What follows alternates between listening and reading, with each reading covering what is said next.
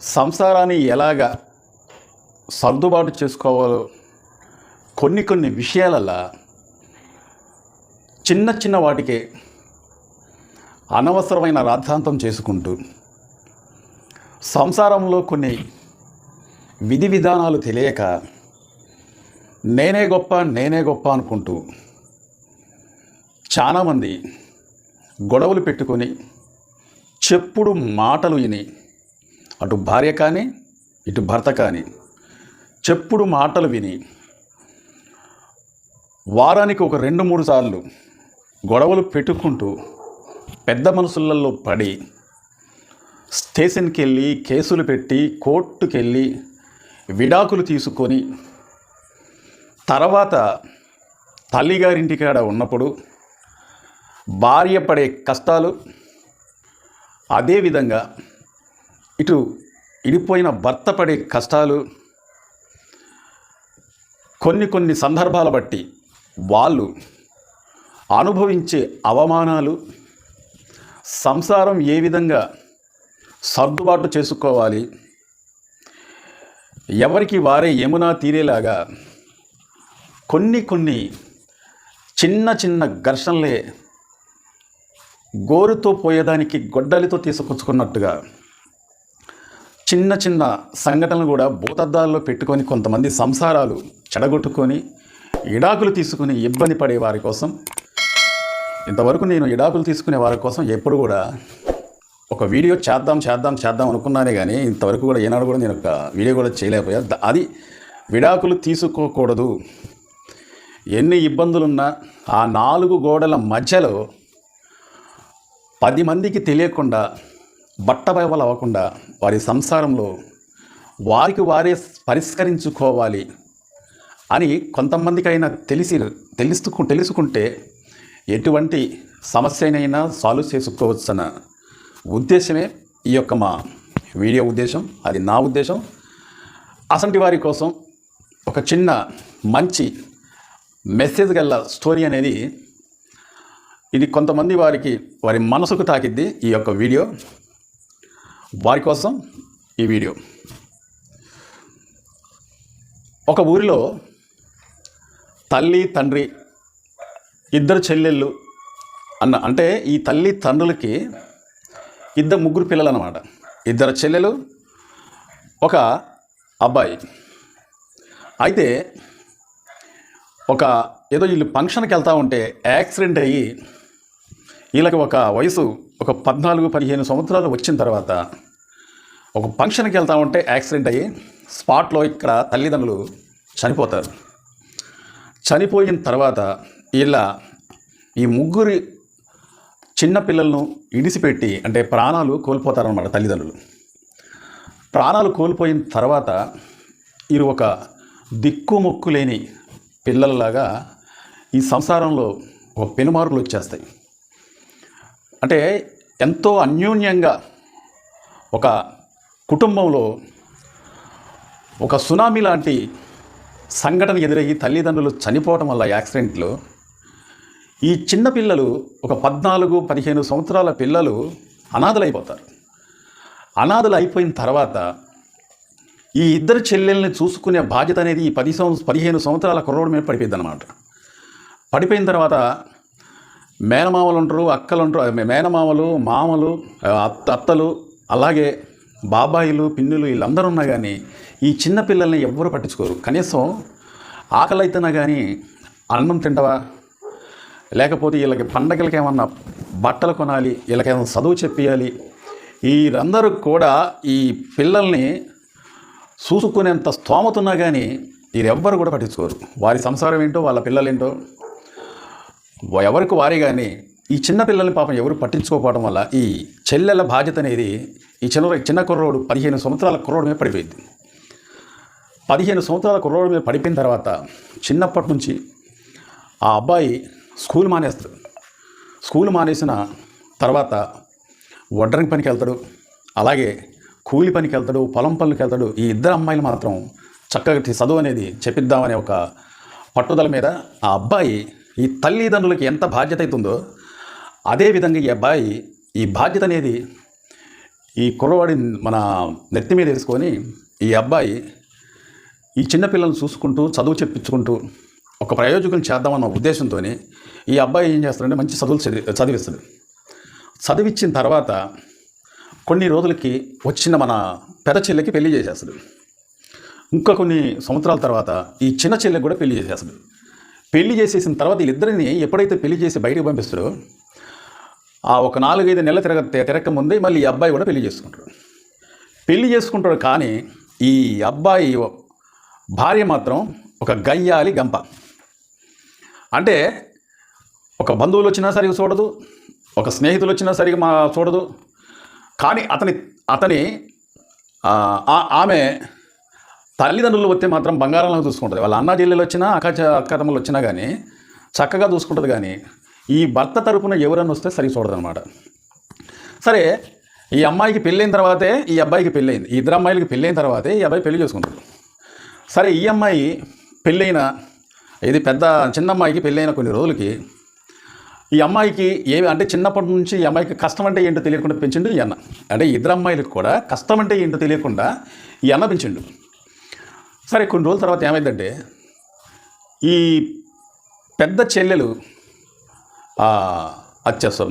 ఈ చెల్లెలు కొన్ని రోజుల తర్వాత వీళ్ళిద్దరికి చిన్న చిన్న వాటిలలో గొడవలు వస్తూ ఉంటాయి.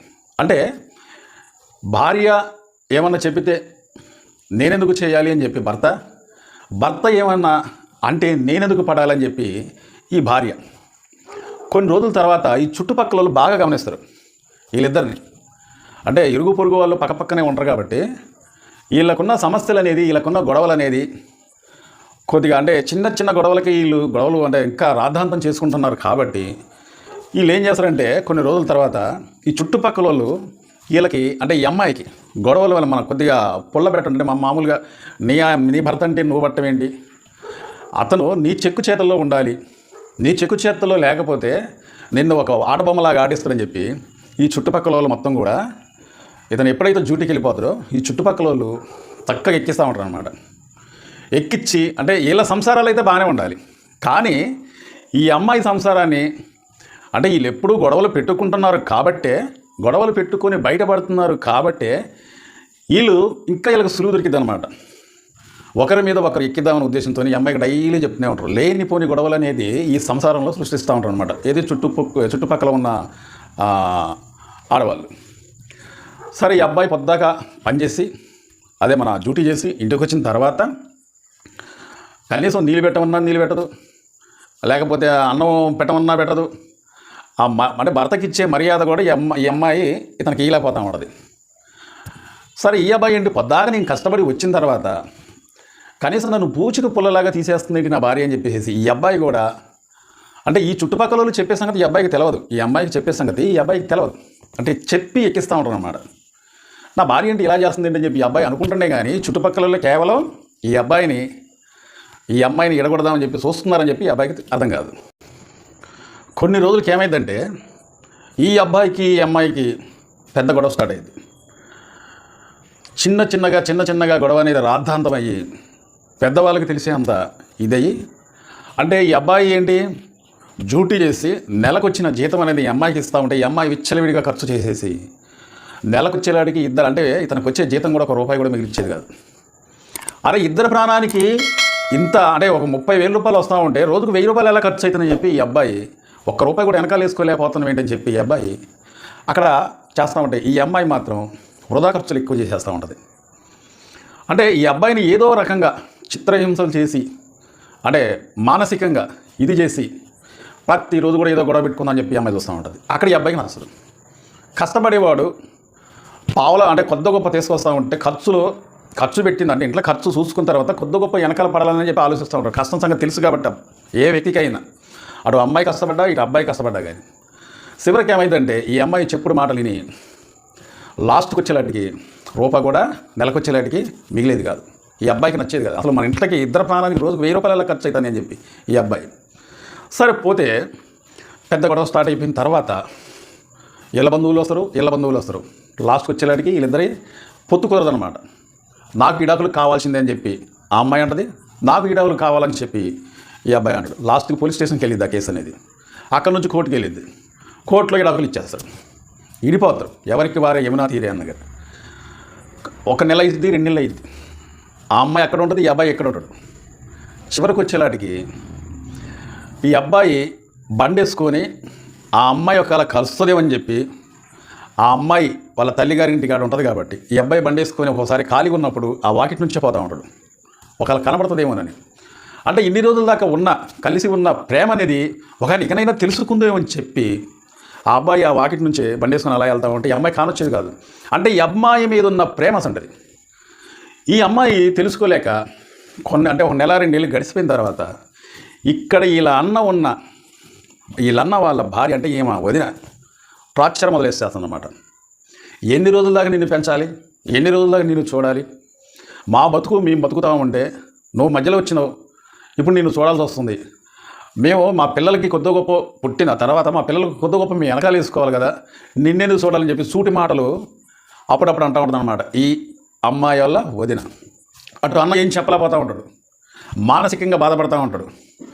ఈ అమ్మాయికి ఏదైనా చెప్దామా, యాడికి పోయింది ఈ అమ్మాయి, తల్లిదండ్రులు చనిపోయారు, చుట్టాలు బంధువులు కూడా చిన్నప్పటి నుంచి ఈ అబ్బాయిని ప్లస్ ఈ లక్కను కూడా, ఈ అమ్మాయి లక్కను ఎవరు కూడా చూసుకోవాలి, ఈ అన్నయ్య చూసి పెంచిండు. ఈ అమ్మాయి ఎక్కడికి వెళ్ళిద్దని చెప్పి ఏ అన్న అటు అతని భార్యని ఏమైనా లేకపోతూ ఉంటుంది, ఈ చెల్లిని కూడా ఏమైనా. ఈ చెల్లి వాస్తవంగా అయితే ఈమె పని ఏమో చేసుకుంటూ పోతూ ఉంటుంది, అంటే ఇంటి పనులు ఏదో సాయం చేసుకుంటూ పోతూ ఉంటుంది. నీ వల్ల ₹1 కూడా లాభం లేనప్పుడు నేను ఎందుకు పెంచాలని చెప్పి సూటిపోటు మాటలతోని ఈ అమ్మాయిని వాళ్ళ వదిన టార్చర్ పెడతా ఉంటుంది అనమాట. అంటే ఇక్కడ చూస్తే విడాకులు అయిపోయింది, అక్కడ చూస్తే వదిన టార్చర్ చేస్తూ ఉంటుంది. కొన్ని రోజుల తర్వాత, అంటే కొన్ని రోజులు కాదు కొన్ని నెలల తర్వాత ఈ అమ్మాయి ఏం చేస్తుందంటే భర్త మీదకి ప్రాణం లాగిద్ది అనమాట. నా భర్తకు నేను వెళ్ళిపోతేనే తప్ప ఈ సమస్య అనేది సాల్వ్ కాదు. సరే అన్న ఒకసారి అంటాడు, అమ్మ మరి నువ్వు ఎన్నాళ్ళని ఇలా ఉంటూ వేరే పెళ్ళి ఏమైనా చేయాలంటే నేను చేసుకుని ఉంటుంది. ఎందుకంటే ఒకరి మీద ప్రేమ కలిగి ఉన్నప్పుడు మళ్ళీ ఇంకొకరిని చేసుకోవాలంటే మనసు ఒప్పదు. కొంతమంది చనిపోతే తప్ప బ్రతికే ఉన్న భర్తని ఇడిసిపెట్టి విడాకులు తీసుకొని లేనిపోని గొడవలు చేసి రాధాంతం చేసుకున్న తర్వాత, విడాకులు అయిపోయిన తర్వాత దగ్గరుంటే ప్రేమ ఉంటుంది, ప్రేమ అనేది తక్కువ ఉంటుంది. కానీ దూరమైన కొద్దీ ప్రేమ అనేది అప్పుడు చిగురిస్తుంది అనమాట. ఏ జీవితంలోనే అంతే. సరే అక్కడ పరిస్థితులు బట్టి అమ్మాయికి అక్కడ ఉండబుద్ధి కాదు, ఇటు భర్తకి దగ్గరికి రాలేదు, అటు వేరే వాళ్ళని పెళ్లి చేసుకోలేదు. మరి ఈ అమ్మాయి పరిస్థితి ఏంటి? ఈ అబ్బాయి ఏమైనా సుఖంగా ఉన్నాడా? అమ్మాయి మీద ప్రేమ ఉండే అప్పుడప్పుడు ఖాళీగా ఉన్నప్పుడల్లా వీళ్ళ వాకిట్ నుంచి అలా బండేసుకొని వెళ్తూ ఉండేటోడు, కనీసం ముఖమన్న కానొస్తుందేమో ఎప్పుడని చెప్పి. కానీ ఈ అమ్మాయి కూడా ఇతను వచ్చే టైంలో ఇప్పుడు కనబడదు. వచ్చేటోడు నిరుత్సాహంతో వెళ్ళిపోయేటోడు, ఈ అమ్మాయి కనబట్టేదని చెప్పి. సరే అన్నయ్య ఎవరినైనా పెళ్లి చేసుకుంటాం అమ్మంటే నేను ఎవరిని చేసుకున్నానని ఈ అమ్మాయి అంటూ ఉంటుంది. ఈ భర్త దగ్గరికి వెళ్ళలేదు. లాస్ట్కి కొన్ని రోజుల తర్వాత ఈ అమ్మాయి ఎట్లా బయటికి వెళ్ళిద్దా అని చెప్పి వదిన ఏం చేస్తుందంటే ఈ అమ్మాయి వాళ్ళ అన్నయ్య తెచ్చిన డబ్బుల్ని కొంత డబ్బులు బీరువాలో పెడితే ఈ వదిన ఏం చేస్తుంది, ఈ వదినే ఆ డబ్బు దొంగిలించి దాచిపెట్టి ఈ అమ్మాయి మీద దొంగతనం వేస్తుంది. అంటే ఎట్లయినా వెళ్ళిపోవాలి అని. వెళ్ళిపోయిన తర్వాత పాపం ఈ అమ్మాయికి కర్మం ఏమీ తెలియదు. సరే లాస్ట్కి చివరికి ఈ అమ్మాయి మీద దొంగతనం చేసిన తర్వాత ఈ డబ్బు అనేది ఏమైపోయిందని చెప్పి అన్న అడిగిన తర్వాత, నీ చెల్లె తప్ప ఎవరు తీస్తారు, ఇన్ని రోజుల దాకా పోలేని డబ్బు ఈ రోజున పోయిందంటే నీ చెల్లె దొంగతనం చేసిందని చెప్పి ఈ వదిన ఈ అమ్మాయిని అక్కడ పెద్ద గొడవ చేస్తారన్నమాట. గొడవ చేసిన తర్వాత ఈ అమ్మాయికి అసలు చనిపోయేంత బాధ అనిపిస్తుంది. అదేంటి, నాన్న ఇంట్లో నేనుంటే నాకు డబ్బుతోనే అవసరం ఏముంది, నేను ఎందుకు దొంగతనం చేస్తా అని చెప్పి లేనిపోని ఆ దొంగతనం అనేది నా మీద పడ్డదని చెప్పి ఆ అమ్మాయి కుమిలిపోతూ ఉంటుంది. భర్త దగ్గర ఉన్నప్పుడు అనవసరమైన ఖర్చులు పెట్టుకునేది ఈ అమ్మాయి, వృధా ఖర్చులు చేసేది, డబ్బు విలువ తెలియకుండా. ఈ రోజున ఏ వృధా ఖర్చు చేయకపోయినా ఈ అమ్మాయి దొంగతనం అనేది నెత్తి మీద పడేసింది ఇలా వదిన. ఈ విధంగా వెళ్ళిపోవాలని చెప్పి లాస్ట్కి కుమిలిపోతూ ఉంటుంది, బాధపడుతూ ఉంటుంది. నా భర్త దగ్గర ఉన్నప్పుడు ఇటువంటి గొడవలు, అంటే దొంగతనం అనేది గొడవలు వచ్చేవి కాదు. అమ్మ తెలుసుకోవే ఎందుకే మన ఇద్దరి మధ్యలో గొడవ అని చెప్పి ఎన్ని రోజులు బ్రతిలాడినా కానీ అమ్మాయి తెలుసుకోదు. కానీ ఇక్కడ వీళ్ళిద్దరి మధ్యలో వచ్చే గొడవ ఎక్కడి నుంచి వస్తుందంటే ఈ చుట్టుపక్కల ఉన్న వాళ్ళ నుంచే గొడవ వస్తుందన్న సంగతి ఈ అమ్మాయి తెలుసుకోలేదు. ఎందుకంటే ఎప్పటికప్పుడు వీళ్ళిద్దరిని ఎడగొడదామని చెప్పి ఎక్కించి చెప్పేటోళ్ళు అన్నమాట. లాస్ట్కి ఈ అమ్మాయి భర్త విలువ తెలుసుకొని మరి విడాకులు అయిపోయినాయి, అతని మీద ఎటువంటి స్వతంత్రం ఈ అమ్మాయికి లేదు, హక్కు లేదు వెళ్ళాడట. కోర్టు ద్వారాగా చట్టం ద్వారాగా విడాకులు తెచ్చుకుంది ఈ అమ్మాయి. లాస్ట్కి ఈ అమ్మాయి అన్నతో చెప్పేస్తుంది, అన్న ఇక నేను నా భర్త దగ్గరికి నేను వెళ్ళిపోతానన్నా, ఆయన కాళ్ళు పట్టుకుంటా, ఆయన గడం పట్టుకుంటా, ఆయన బ్రతిలాడతా, ఎట్లయినా నా భర్త దగ్గరికి తీసుకెళ్ళన్నా అంటే, వీళ్ళన్న ఇప్పటికన్నా నీకు బుద్ధి వచ్చిందామా, నీ భర్త విలువ అనేది ఇప్పుడు తెలిసిందా అని చెప్పి అలా అంటా ఉంటాడు. అన్న దగ్గరే ఉంటే ఎలాగుంటుందో, భర్త దగ్గరే ఉంటే ఎలా ఉంటుందో, అన్న నీవాడైనా వదిన నీ వదిన నీ సొంత వదినైనా అన్నలాంటి మనసు అనేది ఉండదమ్మా అని చెప్పి ఆ అమ్మాయికి బుద్ధి వచ్చేటట్టు ఇతను చెప్పడం కదా, ఆల్రెడీ ఈ జరిగే సంఘటన వల్ల అమ్మాయికి బుద్ధి వచ్చింది, భర్త విలువ తెలిసింది. చివరికి ఏం చేస్తుందంటే, అన్నను వెళ్ళి కొంతమందిని తీసుకెళ్ళి మాట్లాడి రా అన్న అంటే సరేనని చెప్పేసి ఇతను కొంతమంది పెద్దలను తీసుకొని ఆ కుర్రోడి దగ్గరికి వెళ్తారు అన్నమాట. ఆ కుర్రోడి దగ్గరికి వెళ్ళిన తర్వాత ఈ లోపుగా అతను అంటే కొన్ని నెలలు గడిచిపోయినాయి కాబట్టి ఈ లోపుగా నేను ఒక అమ్మాయిని ప్రేమించా, నా ఇలువ తెలుసుకోకుండా ఇడాకుల దగ్గరికి వెళ్ళిపోయింది కాబట్టి ఈరోజు నా ఇలువ తెలిసింది కాబట్టి మళ్ళీ నా దగ్గరకు వస్తానంటుంది. మీ చెల్లెకి నాకు ఎటువంటి సంబంధం లేదు కాబట్టి, మీ చెల్లె నాకు అవసరం లేదు, నాకు ఎటువంటి నా మీద హక్కు లేదు కాబట్టి నా ఇష్టం, ఆమె ఇష్టం, ఆమె ఎవరినైనా చేసుకోమనండి అని చెప్పి ఇతను ఏం చేస్తాడంటే ఇంతకుముందే ఒక అమ్మాయిని ప్రేమించేస్తాడు. అటు చెడే ఇటు చెడే, అంగి చెడే మంగి చెడే, ఇంత బతుకు ఇంత వెనకాల చచ్చినట్టుగా ఈ అమ్మాయి పరిస్థితి అనేది ఏం చేయాలో అర్థం కాదు. వేరేవన్నీ చేసుకోలేదు, అన్న దగ్గర ఉండలేదు, తల్లిదండ్రులు లేరు, భర్త దగ్గరకు రాలేదు. పరిస్థితి ఏంటి? ఈ సంగతి అనేది అన్న ఈ పెద్ద మనుషులు ఎంత కదా బతిలన్నా కానీ నేను వేరే అమ్మాయికి నేను మనసు ఇచ్చేసాను, నా వల్ల కాదు, మీ చెల్లి నాకు వద్దని చెప్పి ఈ అబ్బాయి చెప్పేస్తాడు. చెప్పిన తర్వాత ఈ పెద్ద మనుషుల్ని పంపించేస్తాను అనమాట. పంపించేసేసి 24 hours అనేది అసలు ఏం జరుగుతుంది, ఎవరిని ప్రేమించిండు ఈ అబ్బాయి అని చెప్పి, అంటే నా బామ్మది ఎవరిని ప్రేమించిండు అని చెప్పి 24 hours ఆ కుర్రోడు తెలియకుండా ఆ ఊర్లోనే ఉంటాడు ఆయన. సరే కొంతవరకు ఎంక్వైరీ చేస్తాడు. ఎంక్వైరీ చేసిన తర్వాత ఆ అమ్మాయి ఎవరని చెప్పి కనుక్కుంటాడు. సరే అని చెప్పి తను వెళ్ళిపోతాడు.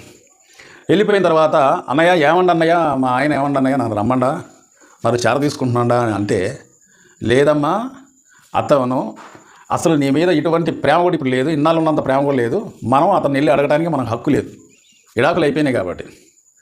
నెక్స్ట్ ఇంకోటి ఏంటంటే ఆ అబ్బాయి మీ ఆయన ఇంకొక అమ్మాయిని ప్రేమించిండట, ఇక వాళ్ళు పెళ్లి చేసుకుందాం అనుకుంటున్నారట అని చెప్పి ఆ అమ్మాయికి చెప్పినామంటే ఆ అమ్మాయి గుండెలో బాంబు పేలింది. మామూలు బాంబు కాదు, సునామీ లాంటి ఒక పెద్ద బాంబు అనేది పేలిందనమాట అమ్మాయి గుండెల్లో. సరే ఆ అమ్మాయి ఏం చేయాలో అర్థం కాదు, కుమిలిపోతూ ఉంటుంది. వదిన టార్చర్ చేస్తుంది, అన్న వదినతో చెప్పలేడు, భర్త దగ్గరికి వెళ్ళలేదు, బంధువులు ఎవరు చూడరు, తల్లిదండ్రులు లేదు, కుటితో పడ్డ ఎలక పరిస్థితి వస్తుందన్నమాట. చివరికి ఏం చేస్తుందంటే ఒక వారం రోజులు ఆగిద్ది అమ్మాయి, ఆలోచిస్తుంది, ఇక్కడున్న ఎప్పుడు చూసినా గొడవలు అవుతుంది అని చెప్పి. చివరికి అన్నయ్య బ్రతిమలాడిద్ది అనమాట. అన్నయ్య నేను కలిసి ఒకసారి వెళ్ళి పిలుద్దాం అన్నయ్య అంటే, అమ్మ నేను వెళ్ళానమ్మా, నేను వెళ్ళినప్పుడు కూడా ఆయన వద్దనడు, వేరే ఆమెను పెళ్లి చేసుకుంటానని చెప్పిండు, ఇంకొన్ని రోజుల్లో వాళ్ళకి మ్యారేజ్ అనేది ఫిక్స్ అయిద్దేమో, నాకు ఆ సంగతి చెప్పిండు, నేను ఎంతగానో బతికినా కానీ ఆ అబ్బాయి మీ ఆయన ఒప్పుకోవట్లేదమ్మా అంటే, ఆ అమ్మాయి వాళ్ళ అన్నయ్యని బ్రతిలాడి సరే తీసుకెళ్తుంది అనమాట. తీసుకెళ్ళిన తర్వాత డైరెక్ట్గా ఇంటికాడికి వెళ్ళరు. ఇంటికాడికి వెళ్తే వీళ్ళు చూస్తారని చెప్పి ఒక పార్కులో వీళ్ళు ఉండి ఆ అబ్బాయికి ఫోన్ చేసి ఆ అబ్బాయిని రప్పిస్తారు అనమాట. రప్పించిన తర్వాత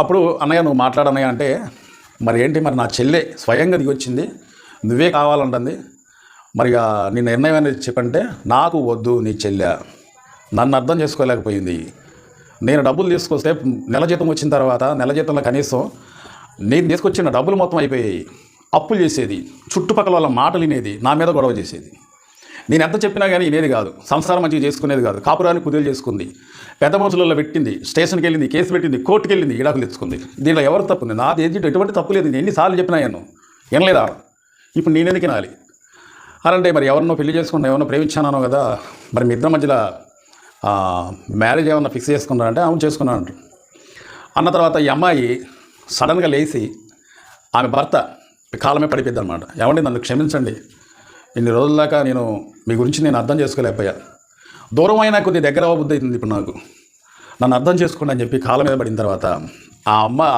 అమ్మాయిని ఇలా పట్టుకొని నెట్టేస్తాడే కానీ పైకి లేపి దగ్గర తీసుకోడు. ఇదంతా ఎవరు చేసిన తప్పు? అమ్మాయి చేసిన తప్పు. భర్తను అర్థం చేసుకోలేకపోయింది. చివరికి వచ్చేలాడికి ఇటు భర్త దూరం అయిపోయాడు, అటు అన్నయ్య వాళ్ళ ఇంటికి కూడా వెళ్ళలేకపోతుంది ఈ అమ్మాయి పరిస్థితి. చివరికి ఈ అమ్మాయి ఎంత బ్రతిలన్నగా నేను నాకు వేరే అమ్మాయికి నేను మనసు ఇచ్చేసా, ఆ అమ్మాయిని నేను ప్రేమిస్తుంది, మేము ప్రేమలో ఉన్నాం కాబట్టి మీ చెల్లి నాకు అవసరం లేదు, నువ్వు అవసరం లేదు, వెళ్ళిపోవని చెప్పి ఆ అమ్మాయిని కరాకటిగా నేను అన్న తర్వాత సరే మీరు ఇక ఈ అన్నయ్య వచ్చి దగ్గరకు వచ్చి మాట్లాడుతున్నమాట. మీరు అమ్మాయి వేరే అమ్మాయి నువ్వు ప్రేమించావు, ఆ అమ్మాయి నిన్ను ప్రేమించింది, ఆ అమ్మాయి ఎవరో నీకు తెలుసా అంటాడు. అసలు ఆ అమ్మాయి ఎవరో సార్ నీకు తెలుసా అంటే నేను ప్రేమించిన అమ్మాయి నాకు తెలియకపోతే నీకంటే తెలిసిందని చెప్పి ఇతను అంటాడు అనమాట. ఎందుకంటే ఆ రోజున ఈ అబ్బాయిని అడగడానికి వచ్చినప్పుడు 24 hours అనేది ఆవులోనే ఉంటాడు. ఆ అమ్మాయి ఎవరో కనుక్కుందామని చెప్పి ఆ అమ్మాయిని ఎవరా అని చెప్పి కనుక్కొని ఈ వారం రోజుల టైంలోనే ఆ అమ్మాయి ఇతన్ని ప్రేమించినట్టు చేసుకున్నారనమాట. ఏది ఈ అన్నయ్య ప్రేమించినట్టు అంటే డబ్బున్నోళ్ళలాగా వెళ్ళిండు, ఆ అమ్మాయిని వల్ల చేసిండు. చివరికి నేను ఎవరిని ప్రేమించలేదు, నిన్నే ప్రేమిస్తున్నా అనేటట్టుగా ఆ అమ్మాయిని చేసిండనమాట ఈ అమ్మాయి అన్నయ్య. చివరికి మనిద్దరం పెళ్లి చేసుకుందామంట. మరి నీకు ఎవరితోనైనా ప్రేమించుకొని మీరు ఉన్నారా అంటే నాకు ఎటువంటి మొగుడుతో కూడా ఇంతవరకు సంబంధం లేదు, మీరే నా దిక్కు, మిమ్మల్ని నేను ప్రేమిస్తానని చెప్పేసి ఆ అమ్మాయి ఇంతకుముందు ఇతనితో అన్నది.